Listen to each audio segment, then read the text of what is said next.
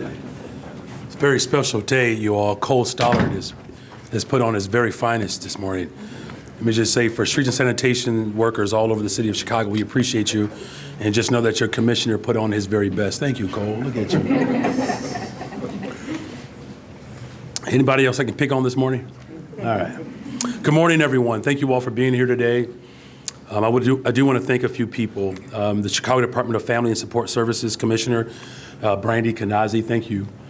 Our Deputy Mayor of Immigrant, Migrant, and Refugee Rights, Beatrice Ponce de Leon, our Chief Homelessness Officer, Cindy Soto, the Office of Emergency Management, our Director, Jose Tararo.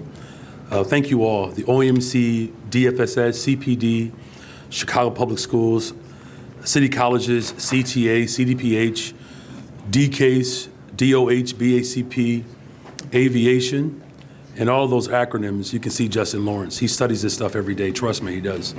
Aviation, 2FM, Parks, Streets and Sanitations, Libraries, and of course our team in the Mayor's office. I would also like to acknowledge and thank our Vice Mayor, Walter Burnett, Jr., and our Housing Chair, Alderman Byron Sigcho Lopez, for their unwavering support throughout this entire mission.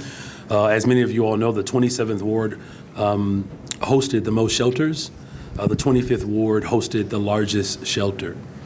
Finally, we could not have done this without our partners in the faith community, who opened their churches and arms to our vulnerable residents, as well as to our newly arrivals, and their tireless effort to our mutual aid groups from day one.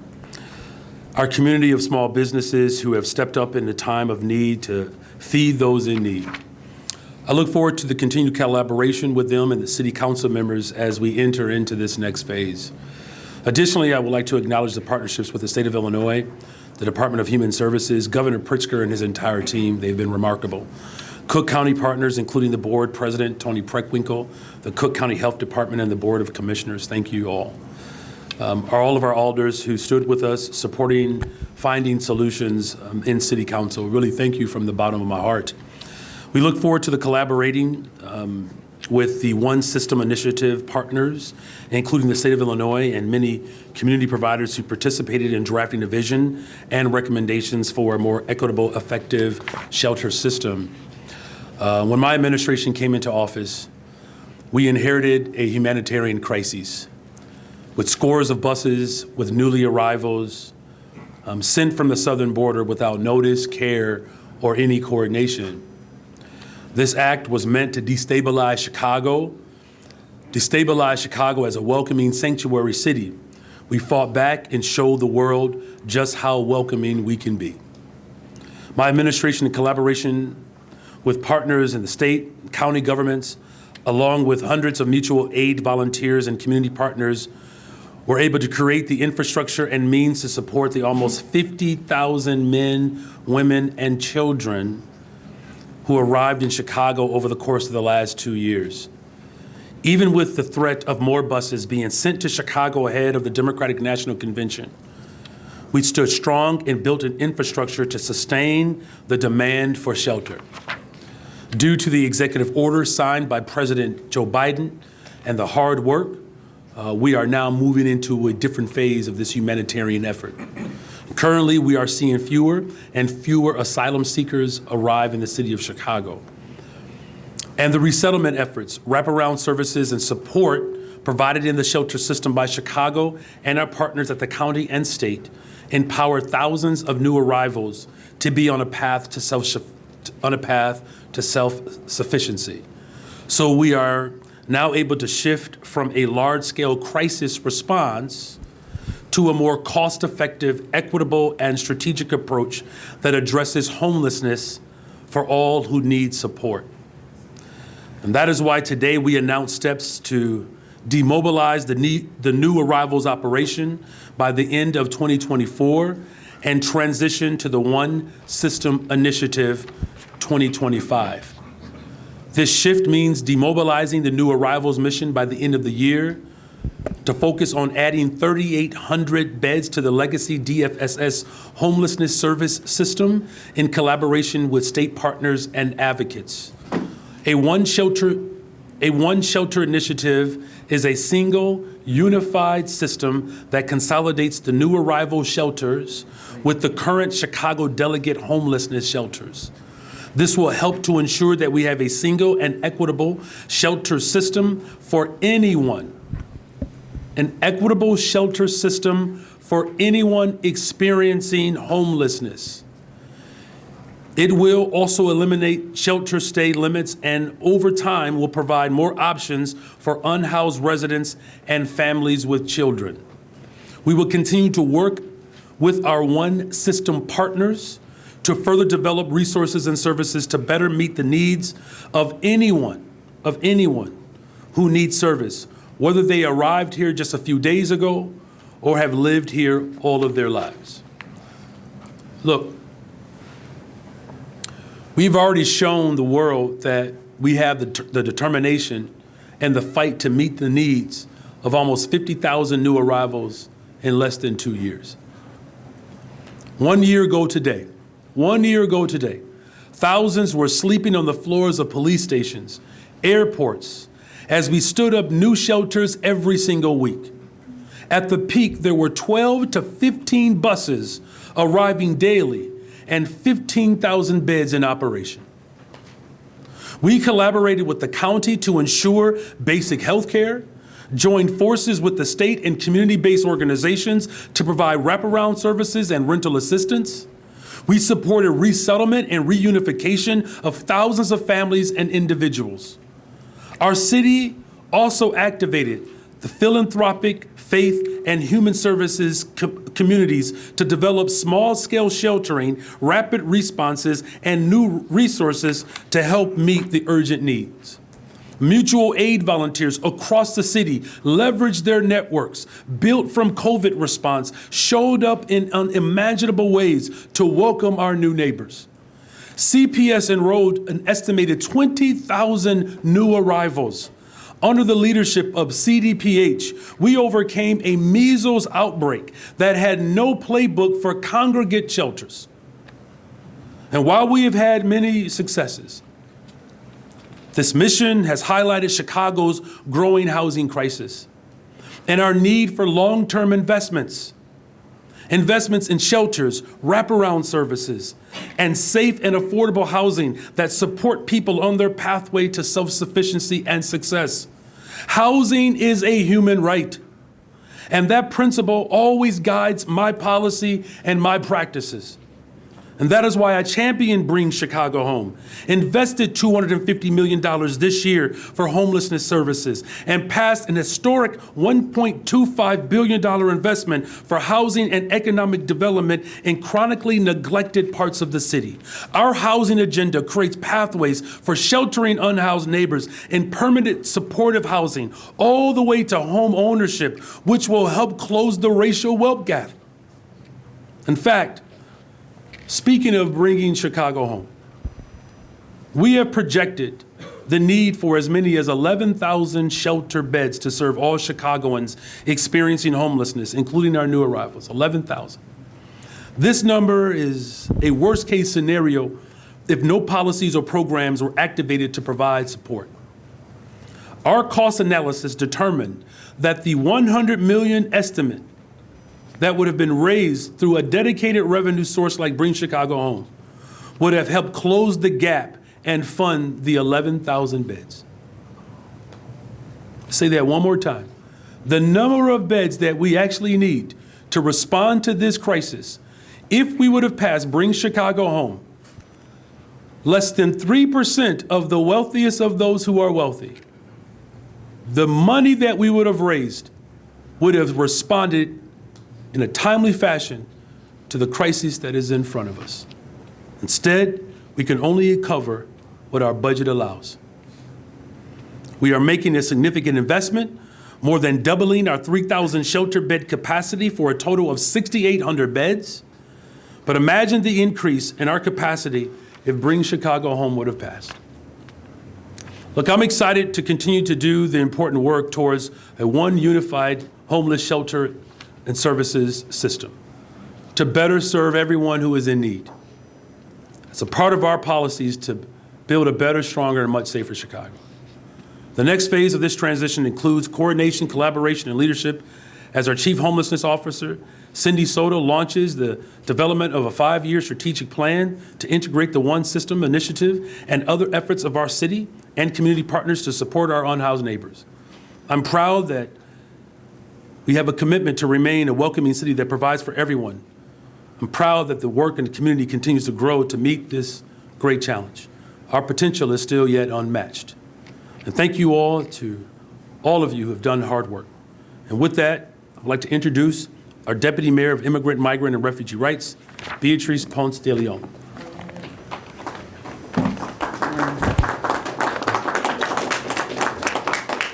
Good morning. Good morning. Thank you all for being here, and thank you, Mayor, for those remarks.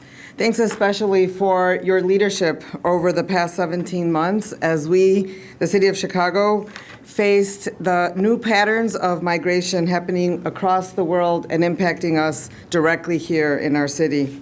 Together with many partners, we worked diligently to navigate the city's response, balancing our responsibility as stewards of public resources, our values as a progressive administration, and our commitment to serve all Chicagoans. It wasn't always easy.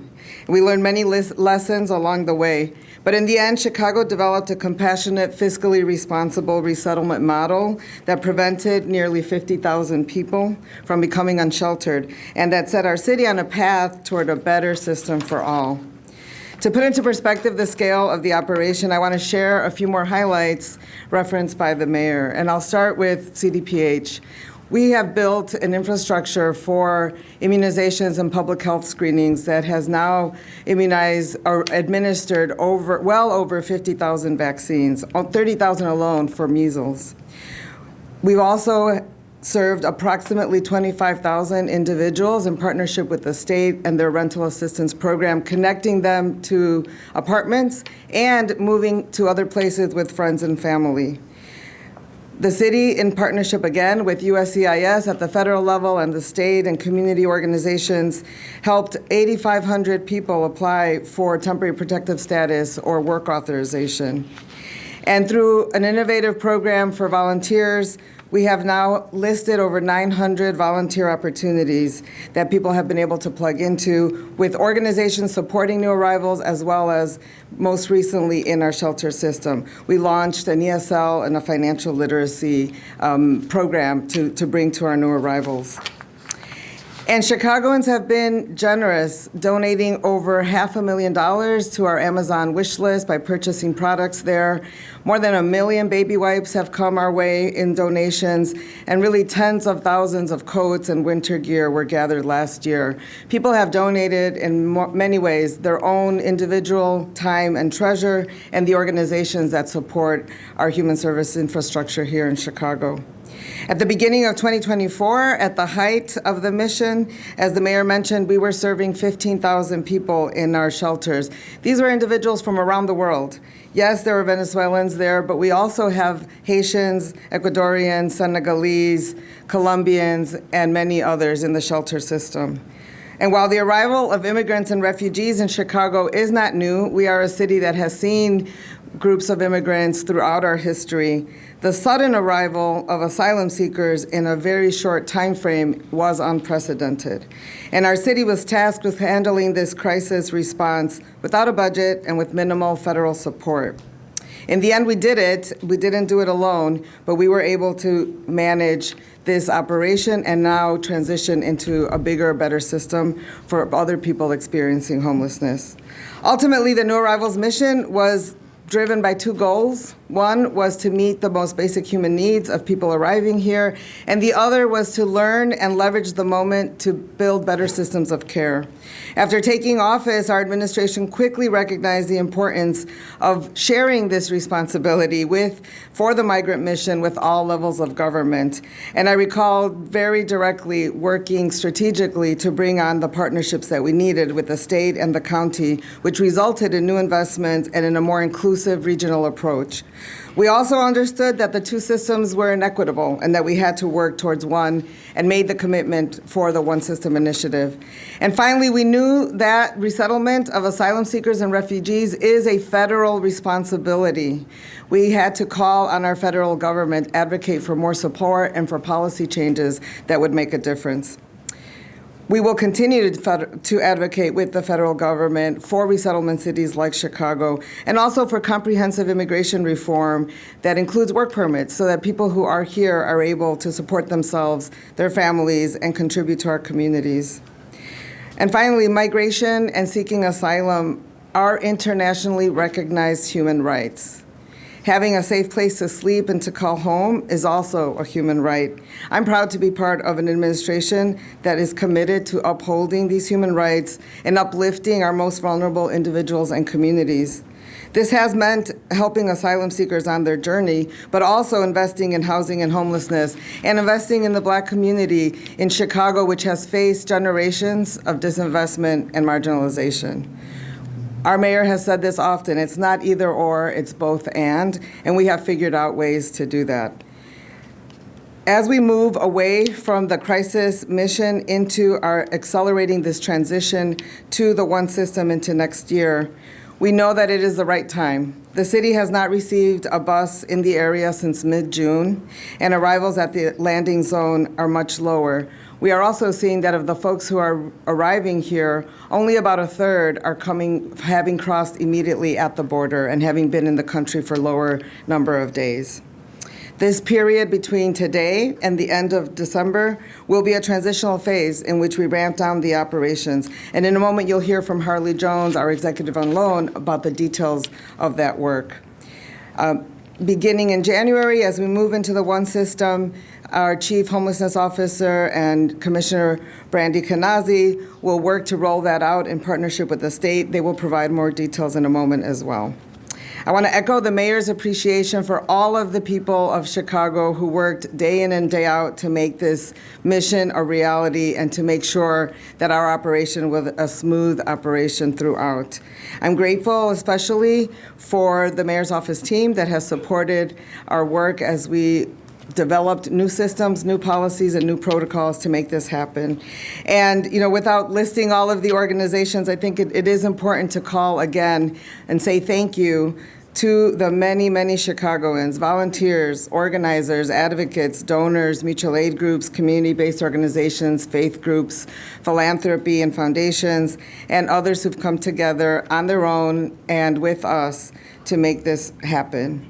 As we move forward on this path, the transition might be a bit bumpy at times, but I know and I'm certain that in the coming months, our systems of care for anyone experiencing homelessness will be expanded and improved.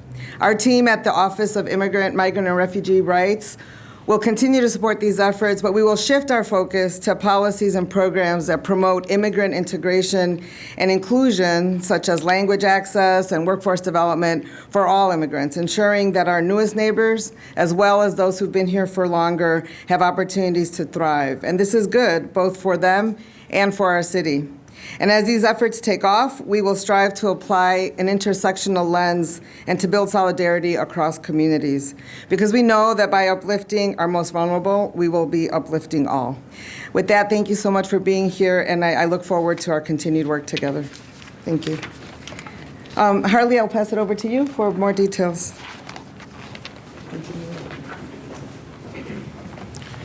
Good morning, everyone. Thank you so much.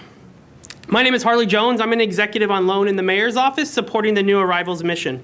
First, I want to thank the mayor and his entire team and every city department for just letting me be a small part of this historic work. And today I'm here to spend a few minutes talking about the policy changes that we're going to use to support the overall demobilization of the mission and how we help in moving towards the One System in 2025. First, I want to highlight the fact that everyone is working hard to support the new arrivals in the city shelters. It's also my job to make sure that everyone understands that we will not have the same level of resources available as we move towards the end of the mission. First, I'm going to talk about the landing zone. We will be limiting access to new arrivals to the new arrival shelter system only to those individuals who have been in the country for 30 days or less, if and when beds are available. Placements will continue to be for 60 days, but those 60 days won't be guaranteed because of this transition. All new arrivals will continue to have access to out-migration and support services when they arrive. To further support these changes, we will be ramping down the operations of the landing zone as we move towards the end of the year. Beginning November 1st, the landing zone will begin operating 8 a.m. to 8 p.m., which will mirror the office hours of the state-run intake center. We want everyone to know that starting November 1st, we will have limited resources for new arrivals coming from other cities. This means there will be no overnight landing zone staffing, and after that, buses will not be used as waiting stations. Our public messaging will continue to focus on those updated hours, access to a resource guide for new arrivals, and guidance to the DFSS and 311 system. Like the overall mission, the landing zone will be closed by the end of the year. We will also be changing new arrival shelter policy to support the overall decompression of the shelter system as we move towards the one system in 2025. Inside new arrival shelters, we will be removing the extension category for individuals who have been waiting on decisions for public benefits. Extensions for medical, disability, pregnancy, and other special circumstances will remain in place. We want to ensure that the most vulnerable individuals in our care have the supports that they need. New arrival shelter policies will no longer be applicable in January 2025 because the legacy system policies will be applied across all shelters. This means that there will be no more 60-day shelter stay policy or extensions because those policies are not in the legacy system. In this transitional period between today and the end of 2024, we will remain focused on supports for new arrivals, both at the landing zone and in the shelters to help expedite their path to self-sufficiency. New arrivals will continue to have access to targeted case management aimed at supporting resettlement and self-sufficiency, out-migration and connection to their sponsors here or outside of the city, access to the resources of the state's intake center and community-based organizations in Chicago, a robust resource guide that will inform them about the services available to them both at the city and across community-based organizations. We will also make sure that they have detailed instructions on how to access the city's 311 system. Thank you so much for letting me share that with you. I now want to turn it over to Commissioner Kanazi from DFSS. Thank you. Good morning, everyone. Good morning. First, I want to thank the mayor for his vision and his leadership to get us to this point. There was a time when we didn't see an end to this, and so this is a very historic date. I'm grateful to be able to stand before you today and speak to the progress of the city of Chicago is making in addressing homelessness. We take an evidence-based, three-pronged approach to supporting the unhoused. That includes prevention, crisis response, and housing.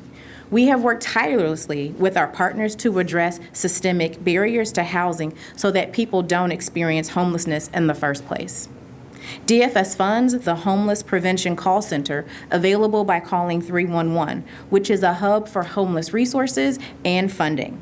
We also fund a rental assistance program available through our 6 community service centers that have helped over 2,990 households remain housed since the COVID-19 pandemic.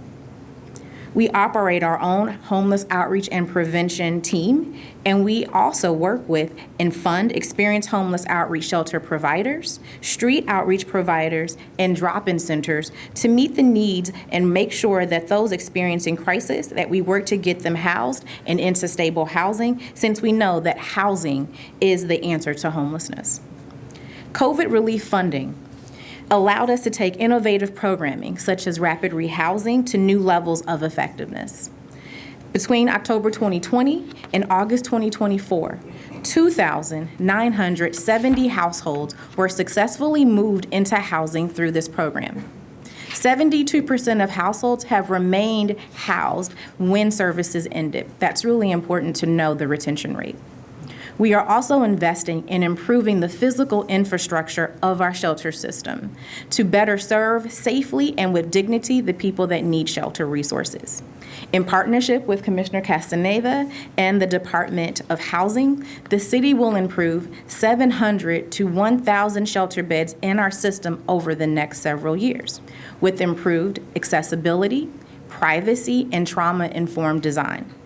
The first of these projects, a newly purchased and renovated shelter for 70 beds for men experiencing homelessness, is set to open in December 2024 in Rogers Park. I want to be sure to give a shout out to First Deputy Commissioner Maura McCauley. She led this effort along with Deputy Commissioner Andrea Chapman, Directors Kim Howard and Christine Riley. These ladies have worked long hours to personally ensure the success of these programs, and I want to thank them for their leadership in being on our team. When new arrivals began coming to Chicago in August 2022, our team was able to meet the moment and build an entirely new system to ensure that new arrivals were able to receive services and get connected to what they needed in a crisis environment, while all the while maintaining capacity of our crisis response system to meet the existing needs.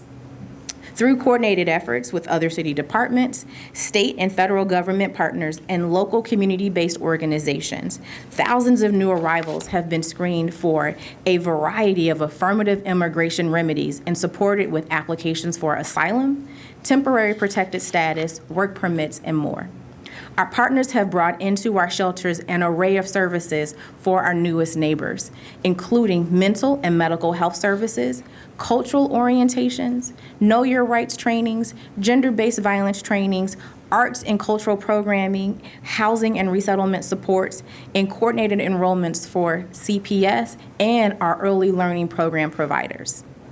I cannot overstate the importance of how Deputy Commissioner Danny Castaneda and his team, BJ Lohr, Natalia Santillan, Alejandra Magana, and many, many others on our team at DFSS and OEMC and so many more city departments have gone above and beyond to make sure that families had a place to stay, they had food to eat, and ensured that they received trauma-informed care after their long journey to our great city. It is thanks to joint efforts that the numbers of new arrivals seeking shelter in our system today has decreased from nearly 15,000 in January to just under 5,000 today. But this is not DFSS's or our city's achievement. This is the people of Chicago showing our compassion and welcoming character. Each passing day, we witness more new arrivals establishing themselves in our communities. They are learning our traditions, resilience, diversity, and the overall history of our great city, Chicago. And we are doing the same, learning about their values, enjoying their food, vibrant music, and unique saison. After all, the things that unite us are greater than the things that divide us. Our institutions need to emulate our people when we need a crisis response system that serves all Chicagoans, regardless of how long they have been in Chicago. The city has been participating in the One System initiative since March of this year, along with our partners at the state, county, service providers, and people with lived experience of homelessness. We are here to talk about the next stage of this transformation of Chicago's homeless services system by sharing what the city is able to support at this time. First, we will be moving towards one streamlined way to access shelter.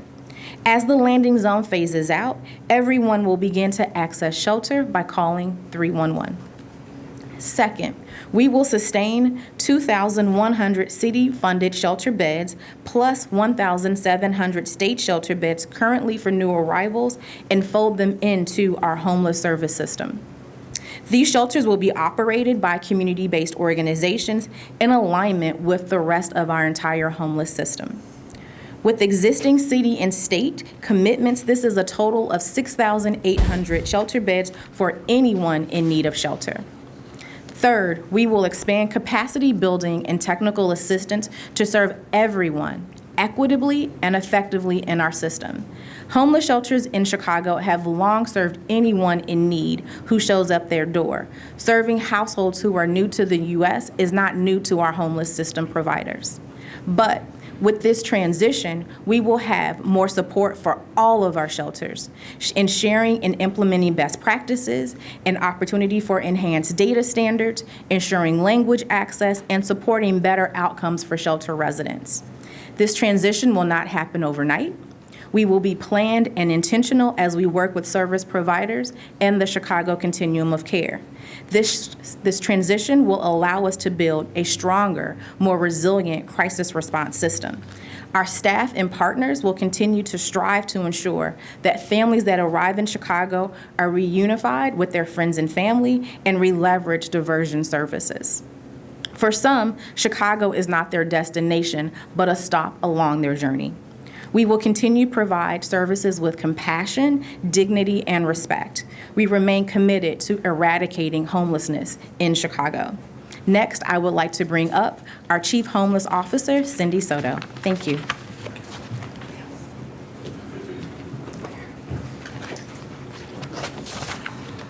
Good morning, everyone. Good morning. I want to take a moment to express my heartfelt gratitude to our dedicated government team and our community of philanthropic partners and our CBOs. Without them, we were not able to meet this mission the way we have now, and it is a moment to celebrate. Their unwavering dedication and collaborative spirit have been truly inspiring, and it is this collective effort that profoundly impacts the lives of the people that we serve.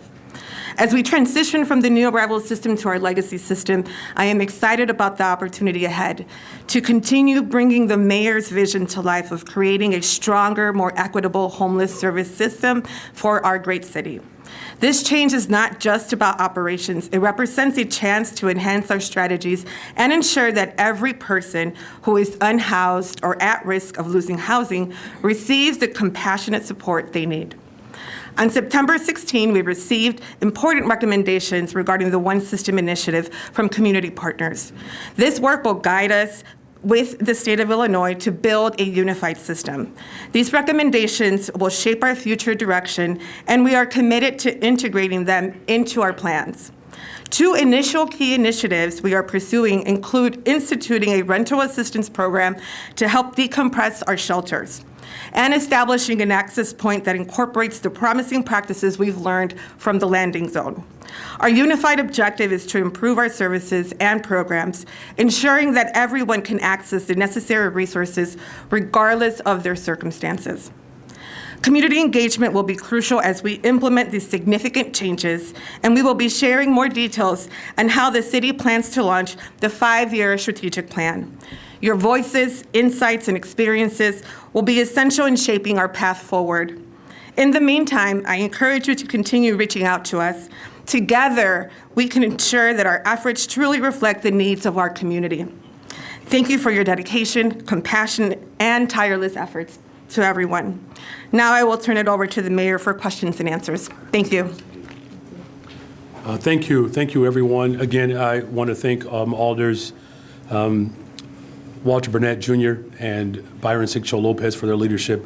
We also have Alders Ramirez and Hall are here as well. So thank you both for being here. I see Dr. Ige is here as well. And with that, I'll take questions. We're going to do on-topic questions, one question, one follow-up, so flag me down if you have an on-topic question. Alice? Good morning. Good morning. So just to clarify, come January, when the system is unified, what is the shelter exit policy, if any? It will be the policy that encompasses the current legacy system. Go ahead, Brandy. Good morning. There will not be a shelter exit policy. So in the legacy system, there is not an exit date. So people will be allowed to stay in the system. Okay, and of the 3,000 legacy beds that DFSS has, how many are currently occupied? And if they are close to capacity now, how do you ensure that by the end of the year there isn't another scramble for more beds? So there's a couple things that we're doing, right? We know that on any given night that our regular shelter system is about 97, 98% full.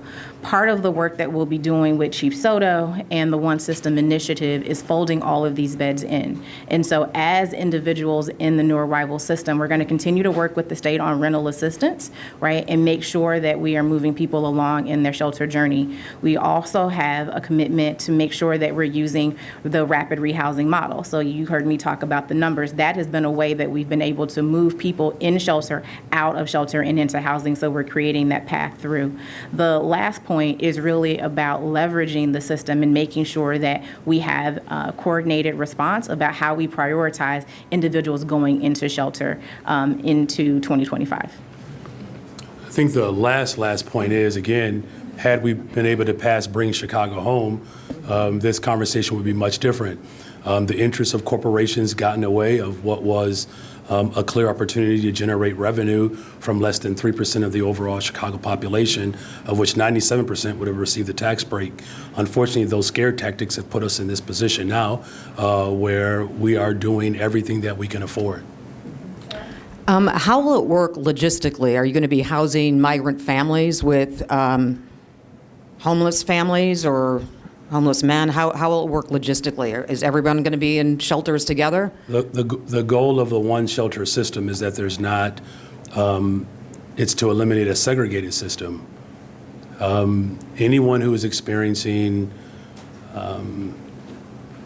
this crisis of not having someone to lay their head will have an opportunity, with some limitations, of course, to have access to at least some shelter. Now, as far as how we delineate over time, as we've already articulated, as we continue to decompress between now and the end of the year, the individuals that are in place or in shelter now will be logistically either remain where they are or move to the locations that we have established. And just to follow up, and what is the status of the favorite staffing contract, and what happens to that under this new system? Thank you for that. It's a good question. Good morning again.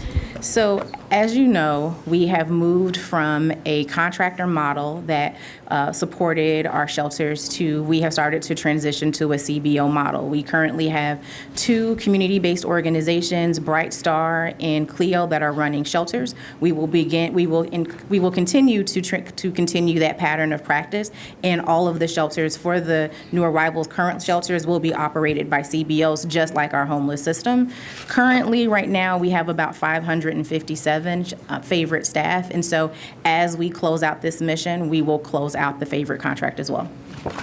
And again, the last point to that last point, I want to thank Bright Star and Clio, Pastor Harris and Pastor Barrett. Both of these individuals, we grew up together essentially in the same church, same denomination.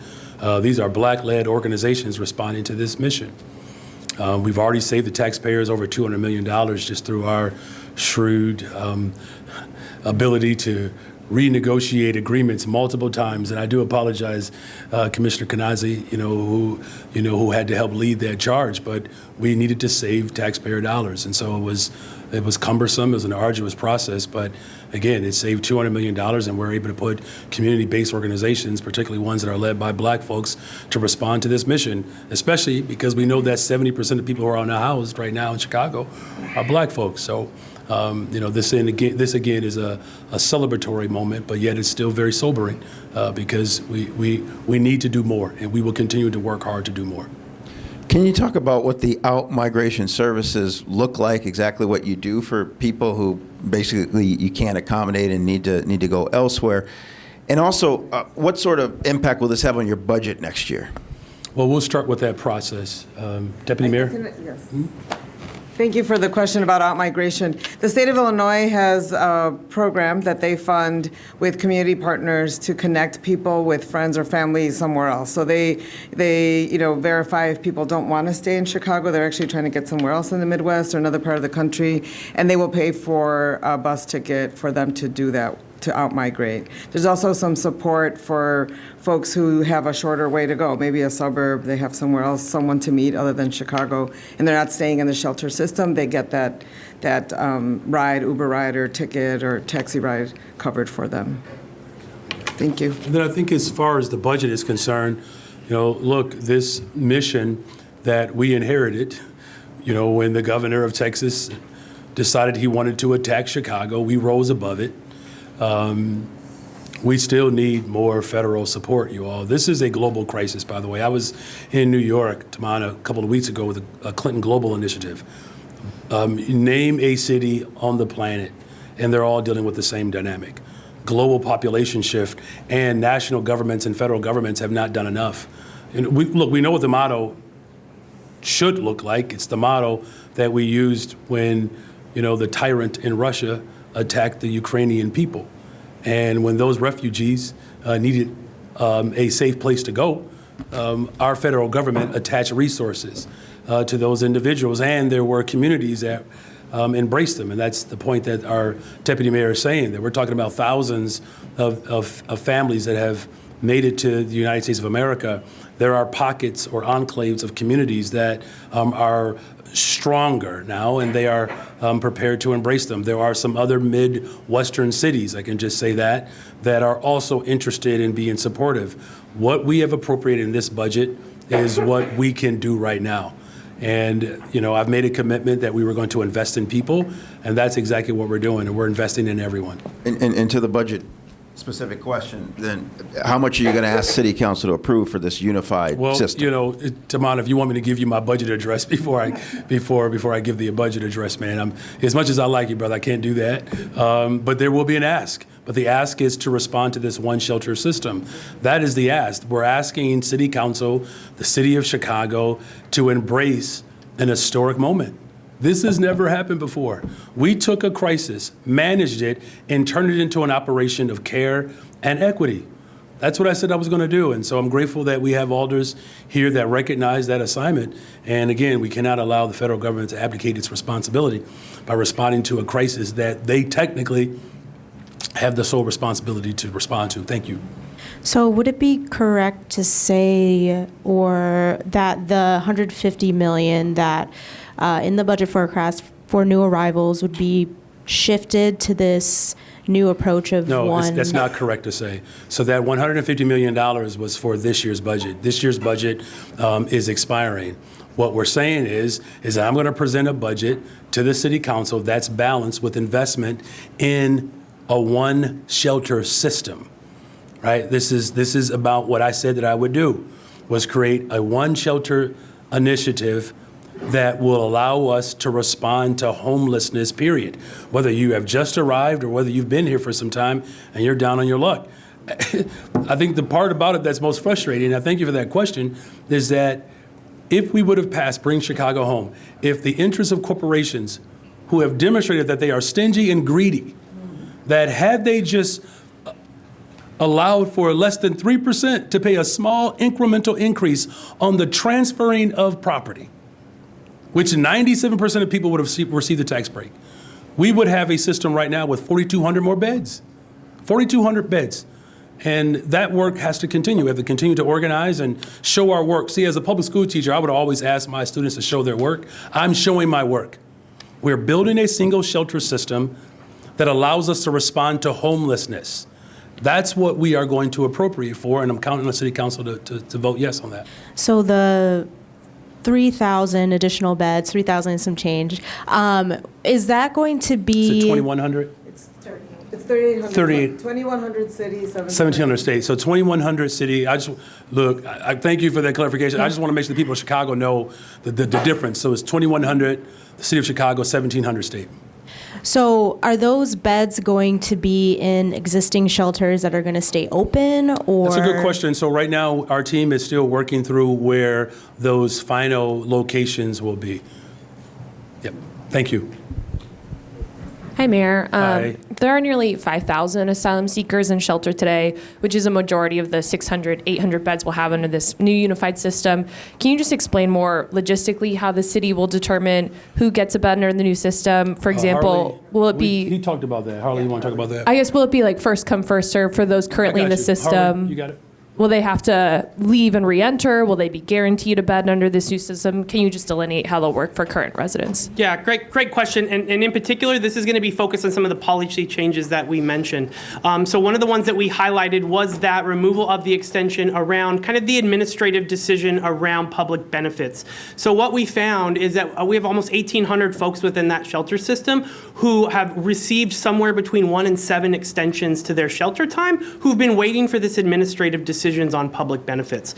And so one of the things that we're doing in changing that policy is making sure that we're having those conversations with caseworkers to get them to start thinking about that self-sufficiency and movement through the system as opposed to waiting for that administrative decision. At the same time, we continue to focus, as Commissioner Kanazi mentioned, on supporting out-migration and self-sufficiency as we move them through those systems. So the caseworkers will continue to have those conversations as we decompress those shelters. And as we mentioned, the LZ will continue to ramp down as we move forward, which means the number of beds and the number of resources will continue to go down as we move through the demobilization of the system. And then as we move into 2025, the way that people get shelter as it relates to the homeless system in Chicago will be unified and brought together. So starting January 1st, will everyone currently in shelter have to leave shelter and reapply then, regardless whether they're asylum seeker or in the current shelter system? No, so after January, if anyone who is currently in shelter has a 60-day notice, that will go forward to the end of the year. Starting in January, people will then go look for shelter by calling 311, and it will be on a first available basis. I guess one quick follow-up on the 311. Will this come with any more resources for the 311 system, considering it's been under strain already? Will there be more funding at all specifically to help with 311? That's a great question. That's all a part of our budget considerations. You'll hear that once I give my address. Good morning. Good morning. It would seem as if you look so sincere this morning, too. I try. It would seem as if there are two very different populations here, the homeless population and the migrant population. How do you integrate the two into a single shelter system, knowing that there'll be some reliance on mental health, I imagine, for the homeless component of that? And well, look, I will say, respectfully, homelessness is homelessness. I get where you're going, and I do appreciate just that dynamic that you're naming. It's more or less how they became homeless, right? And so the how they became homeless is no longer the determination on whether or not you'll be able to access services. We're just simply saying, if you're homeless, we want to be there for you. That's it. Now, in terms of the type of services that homeless people will need, that will vary.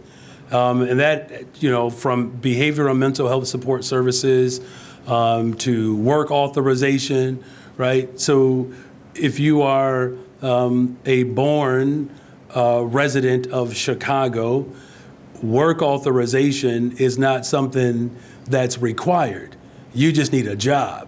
If you're not born in Chicago or America and you're unhoused and you come here as an asylum seeker, of course, the work authorization component will be critical. That's the remarkable part. I'll close with this. The remarkable part about what we're doing. We have taken a global dynamic, a crisis that is pervasive across the planet, and we have operationalized it as a city government. I just want for a moment there, whether you all appreciate that or not, I just want the people of Chicago to know how appreciative I am of their dopeness. There's nowhere else on the planet that has been able to stand the test of time in this crisis. You all know what the coverage was a year ago, because you all covered it. And to see where we are today tells you everything you need to know about this administration. We don't cower under pressure. We rise above those attacks.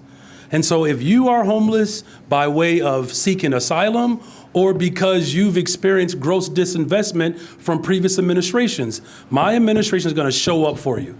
And I made a commitment to invest in people, and that's exactly what this effort does. One follow-up. If a Bring Chicago Home would have raised $100 million. Conservatively, right? Conservatively. How much do we save by going to this unified system? Well, as I expressed earlier, we've already saved $200 million just based upon us negotiating better agreements with community-based organizations. And so you're right to ask that question about cost savings, and that's essentially what we've done through the repeated efforts of every single department to renegotiate agreements that I inherited to save the taxpayers $200 million. I will say this, had Bring Chicago Home passed, I can tell you the amount of money we would save in what it costs to protect a life, what it costs to educate someone. For every dime that we invest in the front end, we save dollars on the back end of a child. I appreciate the sophistication and the sincerity of your question, because that is exactly what we purpose to do, to take a crisis, manage it, build an operation that doesn't burden everyday people. Morning, Mayor. Good morning. I have a lot of logistical questions, but I'll try and pare them down. Can you get it into one, though? That's the key. Well, one and a follow-up, absolutely. Okay, all right, 1.5. All right. Talking to the new arrivals out on the street, there is still a recurring cycle of them that are re-entering the shelter system. They're going back to the landing zone. If 2,700 have left, 2,000 have re-entered that system. So there is still a demand. And when we talk to them individually, they say, I'm still struggling. I still need work authorization permits. There's a lot of uncertainty in their minds. Knowing that going forward, that we're sort of ending this mission, do you have concern that many of these people will end up homeless? They already are homeless. But I meant out on the street, outside of the shelter. Hold on a second. But just keep this in mind. They are already homeless, just like the 20,000 children in our Chicago public schools are homeless. Look, I didn't wake up May 15th and get sworn in as mayor and started to worry about homelessness. When you're a public school teacher in Chicago, I can tell you, we come face to face with negligence in this city all the time. Our police department does, our fire department does, our city workers. So we're very concerned about the conditions that we inherited, and now what you're seeing is a real legitimate concerted effort to actually address the crises. Should they be concerned about work authorization? Yes. Does the mayor of Chicago have the ability to authorize work? No. So that's why I'm fighting our federal government, and particularly the Republican Party that's being led by a freaking lunatic who told them not to support substantive, comprehensive immigration reform because he wants to prove a political point. And he has worked to pit poor brown people against poor black people. Shame on him. You talk about a joker. It's Donald Trump. So yes, as you can hear in my voice so eloquently, of course we're concerned about work authorization. And yes, we're concerned about the unhoused, but that did not happen with this mission. We've been struggling with this dynamic, and this is why we're creating with our partners, state level, county level, to respond to it. And the follow-up is more of the timing question of, are we announcing this today because the city is in such a financial hole that in order to go forward and sort of, I guess, lessen that blow, you've got to announce this and hopefully inherit some cost savings? We're announcing it today because it's the right thing to do. It's the right thing to do. Now we'll get to the financial ramifications to it, but I just want the people of Chicago to know that we stand up for our values. You know, what the Republican Party and the extreme right in this country meant for evil, we've turned it around and made it of something good. That's who we are as Chicagoans. Look, trust me, I've heard it from some of my own relatives, like, Mayor, we love you, and, you know, how long are we going to be able to do this? And we've stood the test of time. You know, the $1.25 billion investment for housing to create more entrepreneurs, the largest investment in the history of Chicago for the West and South Sides. Building more and more affordable homes. Between Constaneta and Boatwright, you're talking about two people working overtime for this city. These two commissioners are planning, developing, building every day because it's worth it. Now, as far as the other part of your question about the financial straits that we have, that's not a secret. How long have you been covering City Hall? How long have the finances been jacked up? You know what I'm saying? We're fixing it. You know, administration after administration ran this, spent all the money, and then begin to sell its public assets, right? That's like me inheriting a home, use up all the equity in the home, and then begin to sell the valuable items on the inside. I'll make it more plain. Parking meters, the Skyway, sold off all the assets, didn't pay into retirement pensions, didn't invest in these neighborhoods. The financial challenges that we're having right now, I assure you, did not happen under my watch, but they will be repaired under my watch. Excuse me. Take your time, Judge. You okay? Get him some water. I'm fine. Are you nervous? Yeah, this is the time. I'm gonna nervous, listen. right? Let's just have a toast to Justin Lawrence. I'm gonna drink some water for him. Second time you said my name. So, correct me if I'm wrong. It seems like we're going from 8,000 beds now down to, what was the number, 6,800, right? So we're losing 1,200 beds.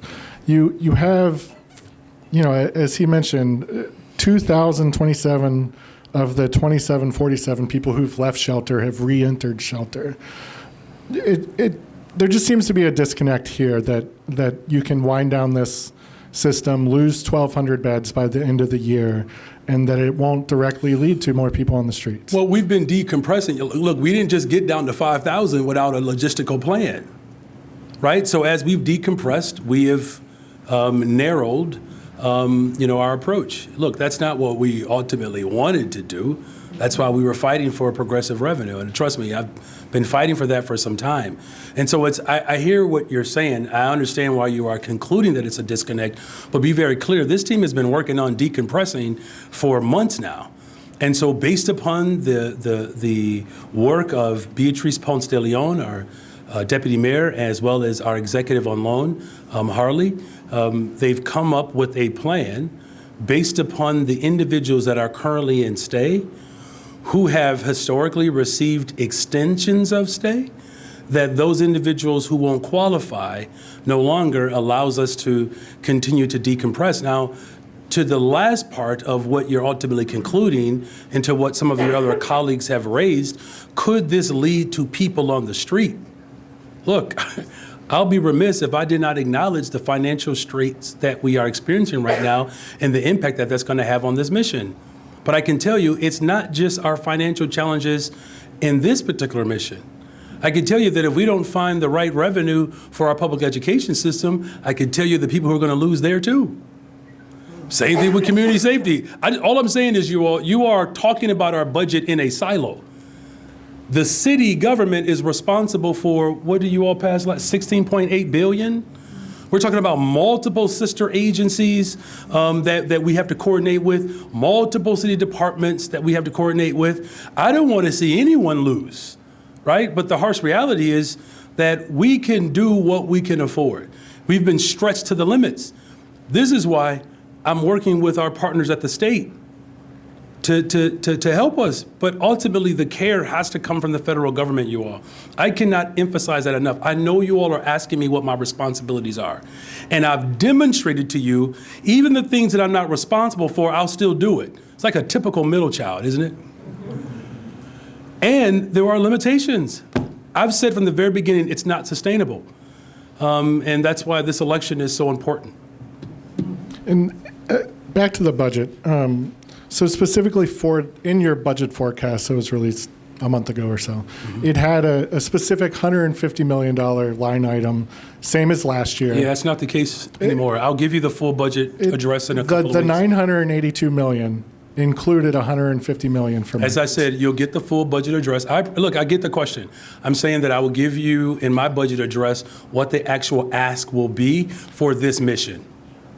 So is it fair to presume that line item will be taken away and a portion of that will be used to fund this kind of beefed up permanent shelter system? Okay, it's safe to say that we are going to work with City Council to pass a budget that reflects our values, and particularly our values around fighting the unhoused crisis in Chicago.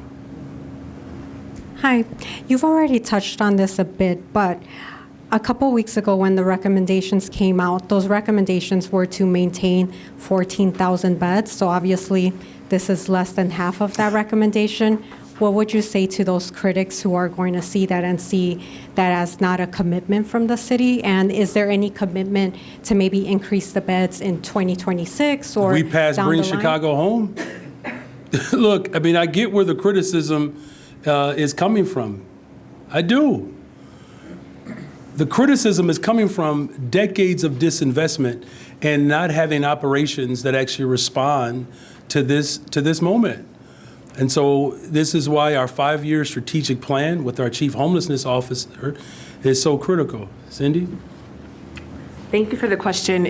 There were a lot of recommendations that we are taking under consideration, and certainly the expansion of all of the beds that we need to serve all in-house populations will be part of the 5-year strategic plan, as well as what the budget would mean for the city of Chicago and others that pour into this work. So what federal government, county, our other partners across the government sector. And so I want to make sure that folks don't think that we're we're not going to consider the rest of the recommendations. At the moment, the immediate recommendations that we're going to be looking at are the rental assistance and also the access point. And the rest of the recommendations we're going to continue to talk to the state about, and then also engage all of the constituents in the city of Chicago.